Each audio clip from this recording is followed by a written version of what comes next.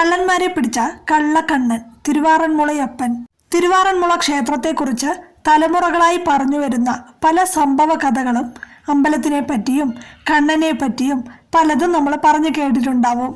ഇതും വളരെ പണ്ട് നടന്ന ഒരു സംഭവ കഥയാണ്.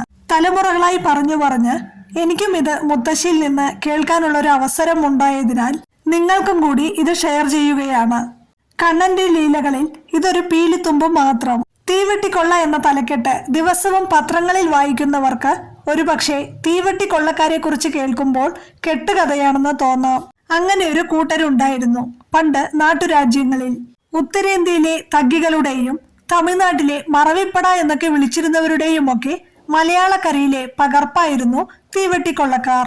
ശക്തൻ തമ്പുരാനാണ് ഒരു സ്പെഷ്യൽ ടാസ്ക് ഫോഴ്സ് രൂപീകരിച്ച് ഇവരെ അമർച്ച ചെയ്തതെന്ന് കരുതപ്പെടുന്നു. ഇവരുടെ ചാരന്മാർ ദിവസങ്ങൾക്ക് മുമ്പേ വേഷം മാറി നാട്ടിൽ സഞ്ചരിച്ച് കൊള്ള ചെയ്യേണ്ട ഗ്രാമങ്ങളോ വീടുകളോ അമ്പലങ്ങളോ കണ്ടുവയ്ക്കും. 20-ലേറെ വരുന്ന തീവെട്ടിക്കൊള്ളക്കാർ ഒരേ സമയം അതിക്രമിച്ചു കയറി അവിടെയുള്ള ധനം മോഷണം നടത്തുകയോ ആൾക്കാരെ വകവരുത്തുകയോ ചെയ്യും. അങ്ങനെയിരിക്കെ ഒരു ദിവസം അവരിൽ ഒരു ചാരൻ ആറന്മുള ദേശത്തെത്തി. അവിടെ തിരുവാറന്മുളയപ്പന്റെ ഗംഭീരമായ ക്ഷേത്രം കണ്ട് മോഷണം നടത്താൻ തീരുമാനിച്ചു. അമ്പലത്തിനകത്ത് കയറി എല്ലാം പരിശോധിച്ചറിഞ്ഞതിനു ശേഷം പിറ്റേ ദിവസം കൂട്ടാളികളെയും കൂട്ടി വരികയായിരുന്നു ഉദ്ദേശം. ചാരൻ അമ്പലത്തിൽ കടന്നതും പരിസരങ്ങൾ വീക്ഷിക്കുന്നതും ആരും അറിഞ്ഞിരുന്നില്ല. ഭഗവാന്റെ വിഗ്രഹത്തിന് മുൻപിൽ കള്ളൻ തൊഴുകയോടെ നിന്ന സമയത്ത് പൂപ്പാത്രവും കൊണ്ട് അകത്തേക്ക് കടന്ന കീഴ്ശാന്തിയുടെ കയ്യിൽ നിന്നും വെള്ളി പൂപ്പാത്രം മറിഞ്ഞ് പടിയിൽ കൂടെ താഴേക്ക് ഉരുണ്ട് വാതിൽക്കൽ ഭക്തി ഭാവിച്ച് തൊഴുതു നിൽക്കുന്ന കള്ളന്റെ കാലിൽ തട്ടി തെറിച്ചുപോയി.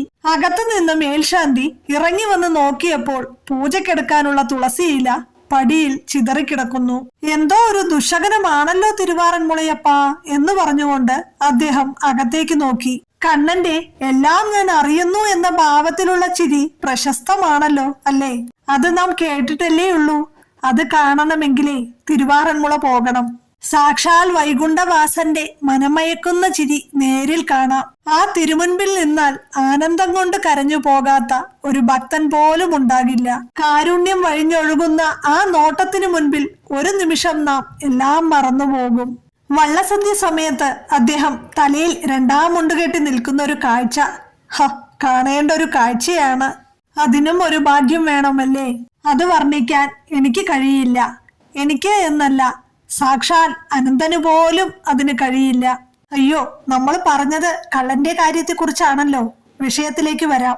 കള്ളനെ ശാന്തിക്ക് കാണിച്ചു കൊടുക്കാൻ കണ്ണൻ ഒരു ശ്രമം നടത്തിയെന്നേ ഉള്ളൂ. പക്ഷെ പൂപ്പാത്രം തെറിച്ചുപോയത് കൊണ്ട് മാത്രം എന്തോ ഒരു ദുശകനം എന്നല്ലാതെ അത് എന്താണെന്ന് അറിയാനുള്ള തക്ക ബുദ്ധി വൈഭവമൊന്നും ഒരു സാധാരണ മനുഷ്യന് ഇല്ലല്ലോ, അല്ലേ?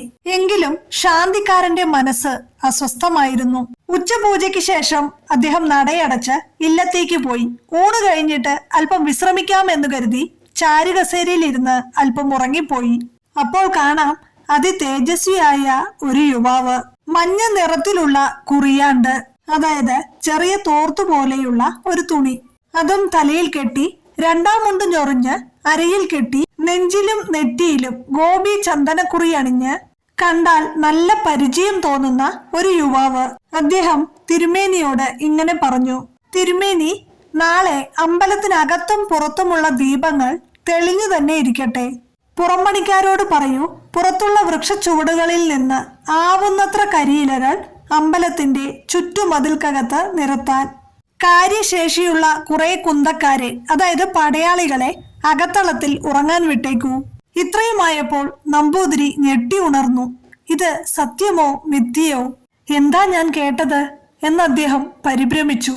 വേഗം അമ്പലത്തിലേക്ക് നടന്ന് ക്ഷേത്രത്തിന്റെ ചുമതലയുള്ള തിരുവിതാംകൂറിന്റെ ക്ഷേത്ര അധികാരിയെ വിവരമറിയിച്ചു. 1751 ആണ്ട് മാർത്താണ്ഡവർമ്മയാണ് ക്ഷേത്രത്തിന് ചുറ്റുമതിൽ സ്ഥാപിച്ചത്. എന്നാൽ ഇത് കേട്ട ക്ഷേത്രം അധികാരി, ഇത് വെറും ഒരു സ്വപ്നമല്ലേ അങ്ങുന്നേ, അവിടുന്ന് തോന്നിയതാകും എന്ന് പറഞ്ഞ് അദ്ദേഹം ആ വൃദ്ധ ബ്രാഹ്മണനെ മടക്കി അയച്ചു. ആ പാവം പരിഭ്രാന്തിയിലായി. തിരുവാറന്മുള ക്ഷേത്രത്തിലാണ് അടുത്തുള്ള ക്ഷേത്രങ്ങളിലെ ഓക്കിയ സ്വത്തുവകകൾ സൂക്ഷിക്കുന്നത്. ഇനി എന്തു ചെയ്യും? അധികാരി ചിരിച്ചു തള്ളുകയും ചെയ്തല്ലോ ദൈവമേ. അദ്ദേഹം മുൻപരിചയക്കാരും അദ്ദേഹം പറഞ്ഞാൽ അനുസരിക്കുന്നതുമായ കുറച്ച് ക്ഷേത്രം വക ജീവനക്കാരെയും തൂപ്പുകാരെയും വിളിച്ചു വരുത്തി. തൂപ്പുകാരോട് അന്ന് വൈകുന്നേരം അധികാരി പോയതിനു ശേഷം ക്ഷേത്രവളപ്പിൽ കരിയില നിറയ്ക്കാനും ആരോഗ്യമുള്ള 3-4 കഴകക്കാരോട് ഊട്ടുപുരയിൽ തങ്ങാനും ആവശ്യപ്പെട്ടു. നാരായണ നാമം ഉരുവിട്ട് അദ്ദേഹവും കണ്ണന്റെ തിരുനടയിലെ കൽമതിലിൽ ഇതികർത്യവതാ മൂടനായി ഇരിപ്പുറപ്പിച്ചു. ഭിത്തിയുടെ വശങ്ങളിൽ അവിടെ എവിടെയായി കുറെ പന്തങ്ങൾ സ്ഥാപിക്കാൻ തീരുമാനിച്ചു. എന്താകും സംഭവിക്കാൻ പോകുന്നത് എന്ന് ഒരു ഊഹവുമില്ല. രാത്രി ഏകദേശം 1 മണിയായി കാണും. കാവലിരുന്ന എല്ലാവരും ഉറക്കമായി. അപ്പോൾ ഭഗവാന്റെ അമ്പലത്തിൽ മോഷണം നടത്താൻ തീരുമാനിച്ചെത്തിയ കൊള്ളക്കാരുടെ സംഘം പുറത്ത് തമ്പടിച്ചു. സാഹചര്യങ്ങൾ നോക്കി വരാൻ ആദ്യമെത്തി വിവരങ്ങൾ തിരക്കിപ്പോയ കള്ളനെ തന്നെ ഏൽപ്പിച്ചു.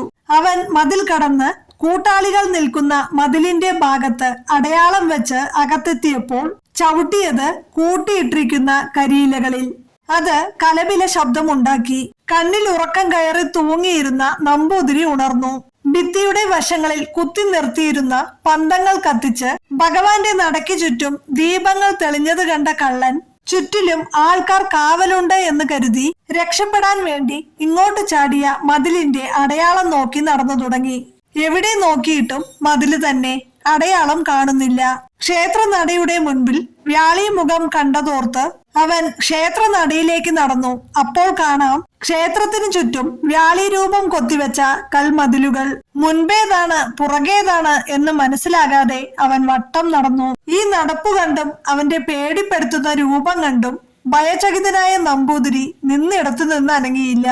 ഊട്ടുപുരയിൽ കിടക്കുന്നവരെ വിളിക്കാൻ അദ്ദേഹത്തിന് പേടി കാരണം നാവ് പൊന്തിയില്ല. എന്നാൽ കള്ളന്റെ കൂടെ വന്നവരോ നേരം വെളുക്കാറാകുന്നത് കണ്ടിട്ടും അകത്തുപോയ ആൾ പുറത്തു വരാത്തതുകൊണ്ട് വാളുകളും മറ്റായുധങ്ങളും എടുത്ത് അകത്തേക്ക് പ്രവേശിക്കാനായി പമ്പയാറിന്റെ വശത്തൂടെയുള്ള പടവുകൾ കയറി. അപ്പോൾ എവിടെ നിന്നോ അസംഖ്യം ശരങ്ങൾ പാഞ്ഞു വന്ന് അവരുടെ ദേഹത്ത് പതിക്കുകയും കാവൽക്കാർ ഇപ്പോഴും ഉണർന്നിരിക്കുന്നു എന്ന് കരുതി അവർ ആയുധങ്ങളും പണസഞ്ചികളും അവിടെ ഉപേക്ഷിച്ച് ഓടി രക്ഷപ്പെടുകയും ചെയ്തു. അന്നവർ എറിഞ്ഞുകളഞ്ഞ വാളുകളെല്ലാം പെറുക്കിയെടുത്ത് ക്ഷേത്രമാളികയുടെ മുകളിൽ സൂക്ഷിച്ചിട്ടുണ്ടായിരുന്നു. അവയിൽ ഏതാനുമൊക്കെ തുരുമ്പ് പിടിച്ച് കേടുവന്നു പോവുകയും വളരെ എണ്ണം ലേലം ചെയ്ത് വിൽക്കുകയും ചെയ്തുവെങ്കിലും ശേഷമുള്ള വാളുകൾ ഇപ്പോഴും അവിടെ ബലികൽപ്പരയുടെ മുകളിൽ സൂക്ഷിച്ചു വച്ചിട്ടുണ്ട്.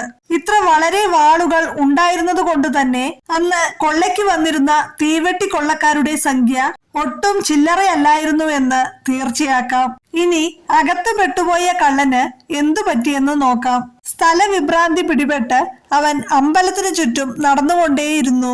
നേരം വെളുക്കാറായപ്പോൾ ആൾക്കാർ അവനെ ബലമായി പിടിച്ച് രാജാവിന്റെ ഭടന്മാരെ ഏൽപ്പിച്ചു. അവൻ മുഖാന്തിരം അവന്റെ കൂട്ടാളികളെയും തളയ്ക്കാൻ രാജഭടന്മാർക്ക് കഴിഞ്ഞു. വിചാരണയ്ക്ക് കൊണ്ടുപോയപ്പോൾ ചാരനായ കള്ളനോട് ശിപ്പായി ചോദിച്ചത്രേ, നീ ഒരു തരത്തിൽ എല്ലാ കൂട്ടാളികളെയും പിടിക്കാൻ സഹായിച്ചു. ആറന്മുള അമ്പലത്തിൽ നീ മോഷണം നടത്താതിരുന്നതിന്റെ കാരണം എന്താണ്? അവൻ ഇപ്രകാരം പറഞ്ഞു, പല അമ്പലങ്ങളും മോഷണം നടത്താൻ ഞങ്ങൾ പോയിട്ടുണ്ട്. എന്നാൽ കള്ളനെ തോൽപ്പിക്കുന്ന മഹാകള്ളൻ ഇരിക്കുന്നിടത്ത് ആദ്യമായിട്ടാണ് കയറുന്നത്. ഒറ്റ രാത്രി കൊണ്ടല്ലേ തിരുവാറന്മുളയപ്പൻ ശ്രീകോവിലിന് ചുറ്റും വ്യാളി മുഖത്തോടുകൂടിയ കരിങ്കൽ കോട്ട കെട്ടിയത്. അപാരം തന്നെ.